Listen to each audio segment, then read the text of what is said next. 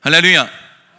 오늘은 우리 목사님께서 봉독해 주신 우리 신명기 30장 전체의 말씀인데 오늘은 10절까지만 읽었어요. 그 말씀을 통해서 하나님을 향한 마음이라는 제목으로 함께 은혜를 나누도록 하겠습니다. 낯선 길을 운전하며 가다가 이 내비게이션에 안내하는 음성을 듣고 갈등할 때 혹시 있지 않습니까? 저는 이 내비게이션이 너무 좁은 골목길을 인도하는 것 같은 느낌이 들면 그때는 좀 아리까리해요. 예전에 이 내비의 그 안내만 듣고 운전하다가 크게 낭패한 일이 있어서인지 좁은 안내길을 인도하는 것 같으면 항상 어떤 길을 선택해야 될지 고민하게 됩니다. 오늘 이 본문의 이 신명기의 말씀은 이 가나안 땅에 들어가서 이 이스라엘 백성들이 지켜야 할 이 하나님의 규례와 이 법규에 대한 내용이 기록되어 있습니다. 하나님은 이 신명기 말씀을 통해서 이스라엘 백성에게 하나님 말씀을 순종하고 지킬 것을 요구하면서 너희가 그 말씀대로 살면 복을 받게 될 것이고 그렇지 않으면 저주를 받게 된다고 말씀하고 계시는 거예요. 그런데 여기서 우리가 주목해 봐야 할 것은 하나님의 이스라엘 백성들에게 하나님의 말씀을 지킬 것을 명령하시기 전에 먼저 이스라엘 백성들을 아무런 조건 없이 아무런 대가 없이 은혜를 내려주셨다는 것이죠. 하나님은 이스라엘 백성들을 이 애굽의 노예의 생활에서 구원해 주셨고 또 하나님의 백성으로 택하여 주셨고 또 젖과 꿀이 흐르는 가나안까지 선물로 주셨습니다. 그러니까 하나님이 이스라엘 백성에게 먼저 한량없는 은혜를 사랑을 베풀어 주셨고 그 은혜와 사랑을 받은 백성들로서 이 합당하게 살아갈 것을 지금 요구하고 있는 거예요. 이스라엘 백성들이 먼저 이 하나님의 말씀을 잘 지켰습니까? 아닙니다. 그럼 이스라엘 백성들이 하나님 앞에 무언가 의롭고 선한 일을 했습니까? 그것도 아니죠. 그들이 말씀을 잘 지키고 선한 일을 해서 하나님의 택하심을 받고 은혜와 사랑을 받은 것이 아니라는 것이죠. 오히려 자신들을 핍박하고 고통스럽게 만들었던 그 애굽 나라의 우상들을 믿고 섬기고 있는 그 상황 가운데 하나님은 아무런 조건 없이 이스라엘 백성을 구원해 주셨고 하나님의 백성으로 택하여 주셨다라는 거예요. 순종하면 복을 받고 불순종하면 징계를 받는다. 이것이 신명기에서 가장 많이 등장하는 가르침이지만 이 가르침이 있기 전에 먼저 하나님께서 하나님의 백성들을 향해 하나님의 사랑과 은혜를 베푸셨다는 사실을 우리는 깨달아야 한다는 것이죠. 또 하나님께서 강압적으로 그의 백성들을 향해서 말씀을 지키라고 강요한 것도 아니라는 것입니다. 너 나 안 믿으면 죽어. 죽고 싶지 않으면 내 말에 복종해. 이렇게 강압적으로 대하지 않으셨다라는 거예요. 이런 조건을 요구하시기 이전에 먼저 아무런 조건 없이 아무런 대가 없이 하나님은 은혜와 사랑을 베풀어 주셨다라는 것입니다. 그러므로 하나님은 내가 너희를 사랑하고 은혜를 베풀었으니 너희도 나를 사랑하고 나만 바라봐라 이렇게 요구하고 계시는 거예요. 결국 오늘 말씀 속에서도 저와 여러분들에게 하나님의 말씀을 지키고 순종해라 이렇게 강하게 말씀하시기보다는 하나님만 사랑하고 하나님만 바라보는 선택을 하라고 지금 우리에게 말씀하고 계시는 것이죠. 오늘 본문의 주의 내용도 이 하나님의 말씀을 지키느냐 안 지키느냐에 관한 내용들이에요. 하나님의 말씀을 이스라엘 백성에게 밝히 알려주셨는데 그 말씀을 너희가 지킬 것이냐 안 지킬 것이냐 선택을 하라는 것이죠. 저는 오늘 일부 예배에 참석한 저와 여러분의 말씀들이 이 오늘의 말씀을 통해서 하나님의 마음을 선택하기를 주님의 이름으로 축원합니다. 그렇다면 첫째로 하나님의 뜻은 어렵거나 멀리 있는 것이 아니라는 것입니다.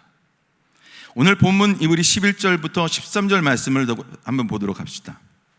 내가 오늘 내게 명령한 이 명령은 내게 어려운 것도 아니요 먼 것도 아니라 하늘에 있는 것이 아니니 내가 이르기를 누가 우리를 위하여 하늘에 올라가 그의 명령을 우리에게로 가지고 와서 우리들에게 들려 행하게 하려 할 것이 아니요 이것이 바다 밖에 있는 것이 아니니 내 이르기를 누가 우리를 위하여 바다를 건너가서 그 명령을 우리에게로 가지고 와서 우리에게 들려 행하게 하려 할 것도 아니라.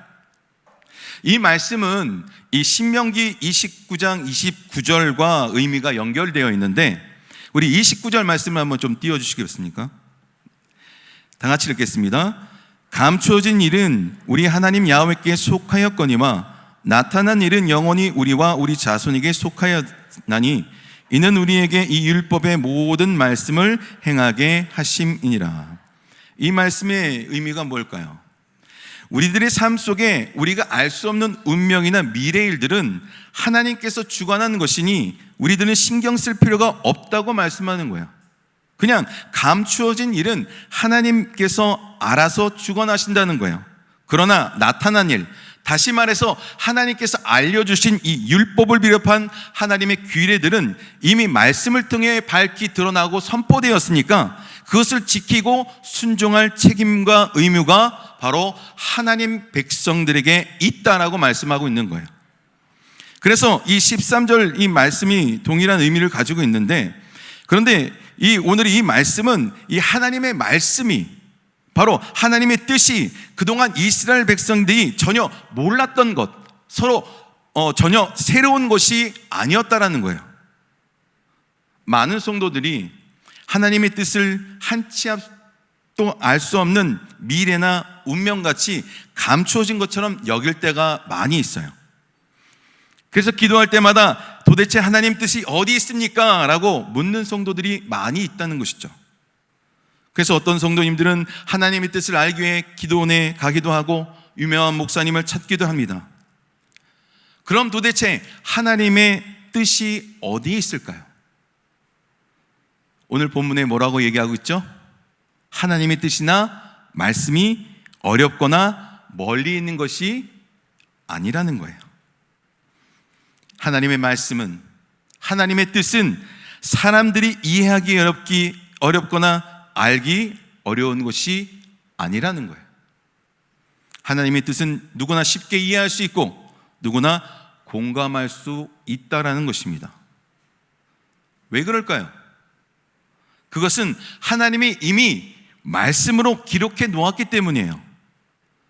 그럼 하나님의 뜻이 무엇입니까?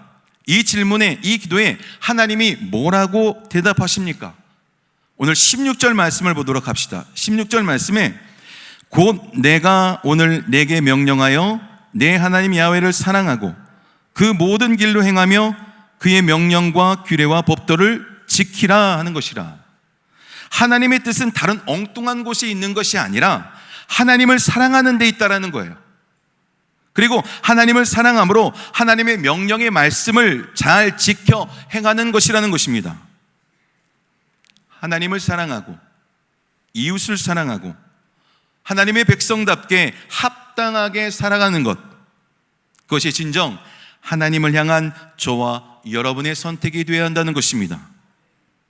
오히려 감춰진 미래나 운명을 궁금해한다거나 내가 할 수 없는 일에 대해서 억지로 인간의 방법으로 잘못된 선택을 하지 말고 하나님의 일은 하나님의 손에 달렸으니 그냥 하나님께 맡기고 지금 할 수 있는 하나님의 말씀에 순종하는 삶을 살아가기를 축원드립니다.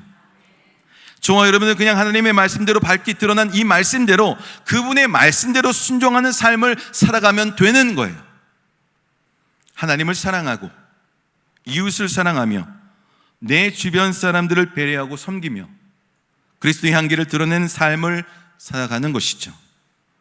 내게 주어진 가정과 직장과 사업장에서 바로 저와 여러분의 삶의 자리에서 그리스도인으로서 성실하고 책임감 있는 삶, 빛과 소금의 역할을 잘 감당해서 이번 전도 축제를 통해 품은 태신자들을 그들의 영혼을 구원하는 열정을 회복해서 이미 주신 하나님의 말씀에 열매 맺고 살아가면 되는 거예요. 하나님은 분명 오늘 기록된 성경의 말씀을 통해서 선언하십니다. 나의 뜻은 멀리 있지 않다. 가까이 있다. 이미 너에게 선언하고 가르친 성경의 말씀에 그 원리에 순종하는 삶을 살아라 라고 말씀하고 있는 것입니다. 그러므로 하나님의 뜻에 아멘으로 하나님을 향한 그 마음의 선택을 하시기를 주님의 이름으로 축원합니다. 두 번째로 하나님의 뜻은 순종할 수도 있고 불순종할 수 있다라는 거예요. 우리 15절과 16절 말씀을 보도록 합시다. 보라, 내가 오늘 생명과 복과 사망과 화를 내 앞에 두었나니 곧 내가 오늘 내게 명령하여 내 하나님 야훼를 사랑하고 그 모든 길로 행하며 그의 명령과 규례와 법도를 지키라 하는 것이라. 그리하면 내가 생존하며 번성할 것이요 또 내 하나님 야훼께서 내가 가서 차지할 땅에서 내게 복을 주실 것임이라. 아멘. 여기서 보면 하나님의 이 생명과 복과 사망과 화를 앞에 두었는데 하나님을 사랑하고 그분의 말씀을 잘 지켜 행하면 복을 받고 그렇지 않으면 저주를 받게 된다는 얘기예요. 이 본문의 말씀을 보면 우리는 하나님의 말씀에 순종할 수 있다, 불순종할 수 있다라는 사실을 발견하게 됩니다. 다시 말해서 하나님의 말씀에 대해서, 하나님의 뜻에 대해서 우리가 받아들일 수도 있고 거절할 수도 있는 선택권이 있다라는 거예요. 받아들일 수 있고 거절할 수 있다는 것은 위에서 말씀드렸던 것처럼 하나님의 뜻을 우리가 충분히 분별할 수 있다라는 거예요. 이 신비주의자들은 자꾸 하나님의 뜻이 숨겨져 있다라고 여깁니다. 하나님이 하나님의 뜻을 꼼꼼 숨겨두셨고 사람이 그것을 찾아내야 한다라고 여기죠. 숨겨놓은 뜻을 찾고 그 뜻에 순종하는 것은 참 어쩜 머리 아픈 일일 수도 있습니다. 그런데 하나님은 그렇게 하지 않았다고 말씀합니다. 물론 어떤 특별한 사건이나 이 상황 가운데 우리가 하나님의 뜻이 무엇인지를 알기 위해서 기도해야 하죠. 그러나 보편적으로 우리가 신앙생활하는 데 필요한 대부분은 하나님의 뜻은 이미 다 드러나 있다라는 거예요. 그러니 새로운 뜻이나 새로운 말씀을 자꾸 찾을 필요는 없다라는 것이죠. 이미 밝히 드러난 이 하나님의 뜻에 순종하게 하면서 살기에도 우리의 인생은 너무나도 바쁘다는 것이죠. 그러니 하나님을 사랑하고 이웃을 사랑하며 남을 섬기고 배려하면서 내 삶의 자리에서 빛과 소금의 삶을 살면서 하나님께 영광의 삶을 사는 것, 그것이 우리의 인생의 삶임을 기억하시길 주님의 이름으로 축원드립니다. 그런데 자꾸 새로운 뜻이나 이 숨겨진 뜻을 알려달라고 그러면 매달리는 사람이 있다는 거예요. 그러나 때가 되면 하나님이 알려주시거나 때가 되면 우리가 그 자리를 갈 수 있도록 하나님께서 알아서 이끌으심을 믿으시기를 바랍니다. 그냥 우리는 지금 하나님께서 허락하신 그 삶의 자리에서 믿음의 삶을 살아가면 되는 거예요.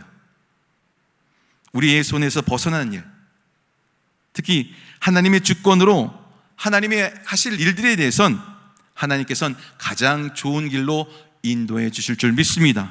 그러니 지금 우리가 감당해야 할 주의 일들을 등한시한 채 자꾸 새로운 뜻을 추구하는 어리석은 행동을 하지 말아야 한다는 것이죠. 마태복음 6장 33절에 이렇게 말씀합니다.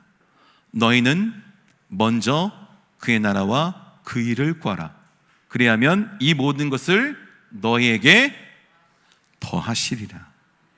이것이 하나님의 선한 계획인 것입니다. 하나님의 말씀, 하나님의 뜻은 이미 우리에게 전해진 거예요. 믿으십니까? 이스라엘 백성에게 기록된 율법서를 통해서 하나님의 뜻을 밝히 보이듯이 오늘날 말씀을 통해서 하나님의 뜻을 우리에게 보여주셨다라는 거예요. 우리는 이 말씀을 통해서 하나님의 뜻을 충분히 이해할 수 있고 그에 대해서 반응할 수 있다라는 것이죠. 그러나 우리의 반응은 순종일 수 있고 또 거절일 수도 있다라는 것입니다. 그러니 하나님은 이 두 가지 중에 선택하라고 말씀하고 있는 거예요. 순종은 곧 축복이고 거절은 곧 징계와 심판이라는 것입니다. 부단 이 말씀은 저희 말이 아니에요. 오늘 17절과 18절 말씀을 한번 보도록 합시다. 그러나 내가 만일 마음을 돌이켜 듣지 아니하고 유혹을 받아 다른 신들에게 절하고 그를 섬기면 내가 오늘 너희에게 선언하노니 너희가 반드시 망할 것이라. 너희가 요단을 건너가서 차지할 땅에서 너희의 날이 길지 못할 것이다. 하나님의 말씀을 거절하면, 또 하나님을 떠나서 우상을 숭배하면 그에 따른 징계를 내리시겠다고 말씀하고 있는 거예요. 그런데 지금 하나님이 경고를 내신 이유가 뭘까요? 그렇게 하지 말라는 거예요. 조심하라는 겁니다. 다시 말해서 하나님은 이스라엘 백성들이 징계와 심판을 받을 수 있는 삶을 사는 것을 원치 않으셔요. 오히려 복받는 인생으로 살기를 원하셨죠.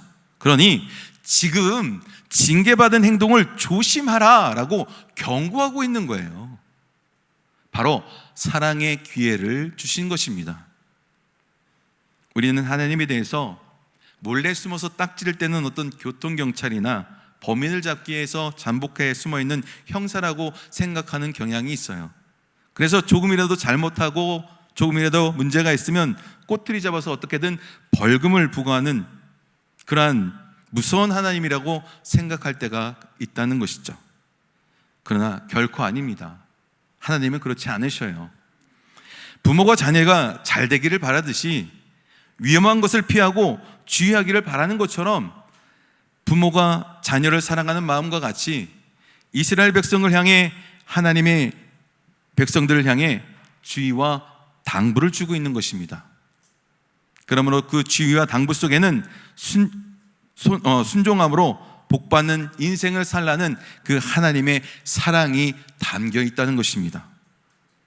그러므로 순종할 것인지 거절할 것인지 오늘 말씀을 통해서 선택하시기를 주님의 이름으로 축원합니다. 마지막으로 하나님의 뜻은 하나님 백성의 마음에 있다는 거예요. 우리 19절과 20절 말씀을 봅시다.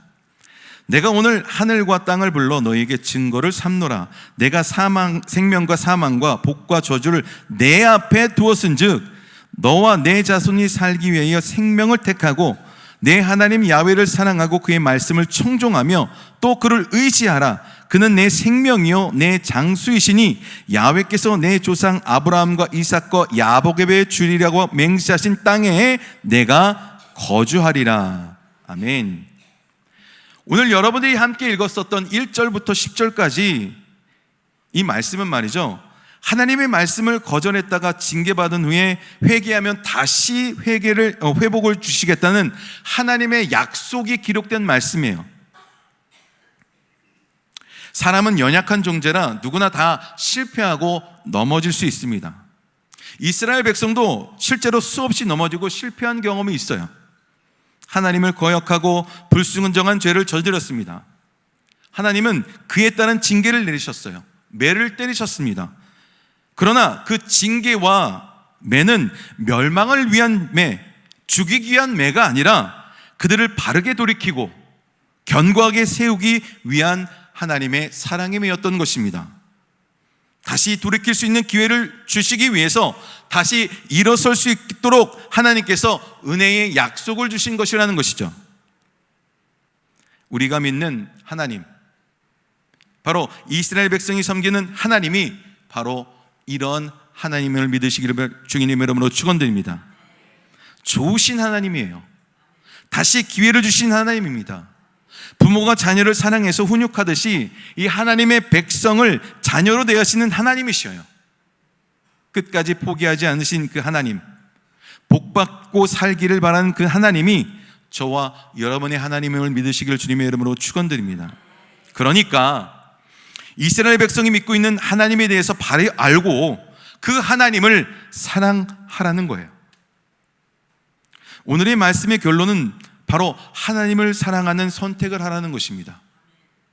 그리고 하나님을 사랑하는 자로서 합당하게 살라는 거예요. 이것이 오늘 본문의 핵심이고 이 신명기의 주제인 것입니다. 하나님을 사랑하는 방법 어려운 것이 아니에요. 하나님을 의지하고 그분이 이미 알려준 말씀을 청종하고 그 말씀에 순종하며 사는 삶인 것입니다. 동일하게 오늘 주일 일부 예배에 참석한 저와 여러분들에게도 말씀하고 있는 거예요. 하나님을 사랑하십시오. 그리고 그 사랑하는 마음을 가지고 감사함으로 하나님의 말씀에 순종하는 삶을 살길 바랍니다. 우리의 신앙의 이유, 믿음의 목적, 교회 생활하는 이유, 복음을 전파하는 이 사명, 이 모든 것이 다 하나님을 사랑하기 때문임을 명심하시기를 주님의 이름으로 축원합니다. 율법과 복음의 차이 혹시 아십니까? 율법의 삶은 내가 율법을 지킴으로 인해서 하나님 앞에 인정받고 사랑받으려고 하는 거예요. 그러니까 내가 열심을 내서 이 하나님의 마음이 들려고 하니 얼마나 힘이 들겠냐는 것입니다. 그러나 복음의 삶은 다르다는 거예요. 이미 하나님이 이미 나를 사랑하고 계신다는 사실을 믿는 거예요. 내 신앙의 이유와 목적이 하나님의 사랑을 얻기 위해서가 아니라 이미 받은 사랑에 대한 감사와 감격 때문에 이루어진다는 것입니다. 하나님이 이미 나를 사랑하고 계시고 이미 나는 하나님의 사랑을 받은 자녀요 백성인 것입니다. 우리가 하나님의 말씀을 지켜야 하는 이유, 바로 그 이유가 여기에 있는 것입니다. 하나님이 우리를 사랑하고 계십니다. 그분이 우리 아버지가 되십니다. 우리는 그분의 한량없는 은혜와 사랑을 이미 받은 존재라는 것이죠. 결국 이 모든 말씀들은 하나님이 나를 사랑하여 잘되게 하려고 하신 말씀이라는 것입니다.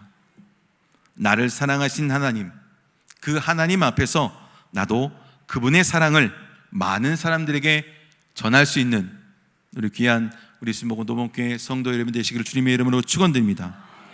마태복음 28장 19절로 20절에 이렇게 말씀합니다.